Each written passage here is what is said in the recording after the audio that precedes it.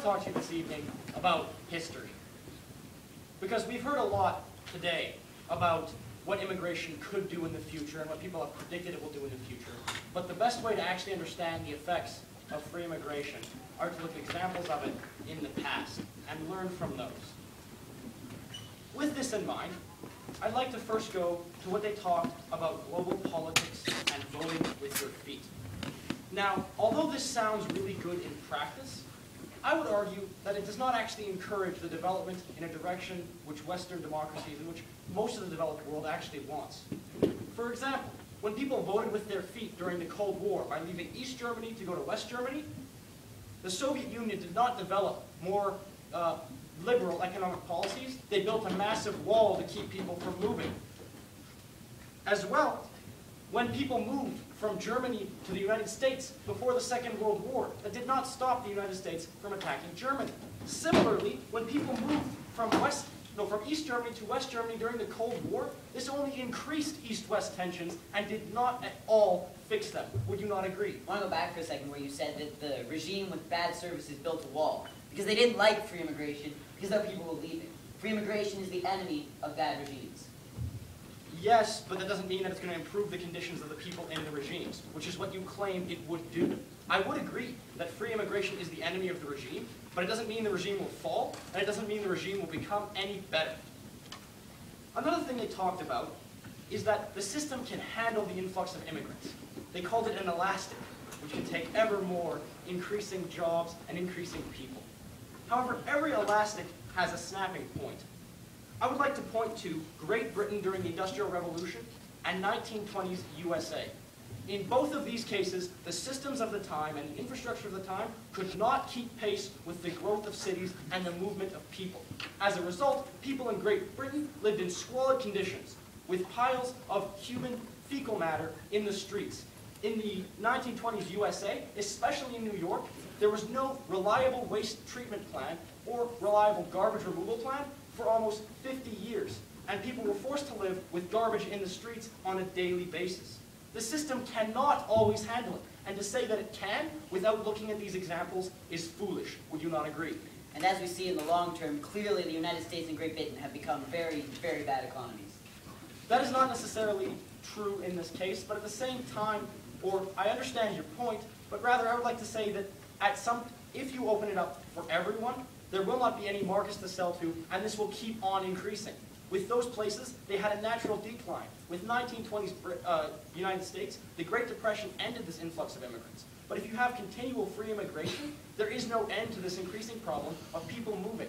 Because even though, or as you have stated, people moving to an area creates jobs. So even more people will be encouraged to move to that area to serve these people, leading to an ever-increasing growth of people in the area. I would also like to talk about their example of women and baby boomers. As my partner Ben pointed out, these both occurred after major world wars where millions of people were killed. In World War I, 15 million people were killed in the trenches, which is why when people entered the workforce, it wasn't much of a big deal. It was actually very useful because there was a 15 million person shortfall in the labor force. Similarly, following World War II, where 50 million people were killed, we needed 50 million new workers. So baby boomers filling up these spots makes complete sense. Today, though, as we have said, there is not such a huge deficit of workers. Many of the job markets in the EU and North America have reached saturation. They have very stable middle classes, and as they have said, a diamond shape, which historically has proved to be one of the most stable shapes for a country to have. Great Britain, for example, following the Industrial Revolution, developed this diamond shape with a strong middle class, some laborers, and some very specialized individuals. It continued to become one of the most powerful nations in the world. By opening up our borders to allow very specialized and very unspecialized people in without any sort of control, we are ruining this diamond shape, which has proven to be very stable and useful in the past. I believe this contradicts their developed nation's benefit point very, very well. Because I would say there is not necessarily any need for these huge numbers of unskilled and highly skilled laborers, but rather a large middle class of semi-skilled and skilled laborers is more useful. Another thing they talked about is help developing nations and developing countries and the people in them, living in them more specifically. They talked about people moving out of these countries. I would say that even though people move out of these countries to get to better places, we are not always able to help the people back in these countries, especially in the poorest and most repressive countries, which are in most need of our help.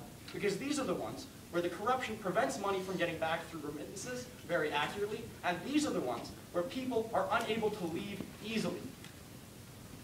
So what we do is we either allow people out and we create dependence on remittances, which does not actually develop the nation. I would like to point out, side proposition talked about the money that went back, not the development that resulted. They said that $30 billion was going back, but they didn't say what that meant. They didn't say where that went or what that did in those countries. And they provided no evidence of a country which had grown economically from solely remittances. We need more than just remittances to cause this to happen. With that in mind, I'd like to go to my pillar, which is international issues. In many nations where there's a great amount of peace and multiculturalism, by opening the doors to free immigration, we bring in a lot of international issues which are not present in the area at the time. Frequently, I'll take Canada as an example, people move in with ideals which are not compatible with the country they are moving into, or bring in feuds and ideals that cause conflict within the country and tension, more specifically. As I have said, I brought up New York. In New York, for example, when they had free immigration, people came in, but the area did not become homogeneous. Instead, it factionalized into different sectors based upon where people came from. This increased tensions in the area. There were many different crimes and organized crime groups in New York that were difficult to come under control until the last 20 or 30 years. I would argue that if you open the door to completely free immigration, this would happen around the world. You'd have people moving into cities and areas and factionalizing. And when they factionalize, they only increase tensions in the area because they don't communicate and they don't work cooperatively. And that is what we need. We need people working cooperatively together. Free immigration doesn't foster this because it doesn't do anything to integrate people and to ensure that everyone is working constructively in the society. With that in mind, I'd like to go back to some of our pillars. We talked about the issues with development. We said that if people come in, it's hard to develop infrastructure. As I mentioned, with New York and Great Britain, this was especially true there. In fact, in Great Britain, when people moved in during the Industrial Revolution, it took them almost 150 years to properly get a handle on their sanitation and public health issues. The movement started in the 1750s, and it wasn't until the 1890s that they were able to actually properly install sewers and infrastructure to support these people. I would argue that this is far too long of a window to have people living in terrible conditions. It is irresponsible to let this happen again.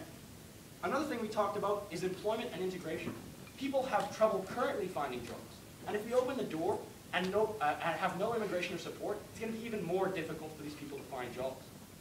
Because it's going to lead to a factionalization and problems with our infrastructure, and even with tensions within the country, I believe that free immigration is irresponsible because it completely neglects the issues it will have on the world as we know it. Thank you.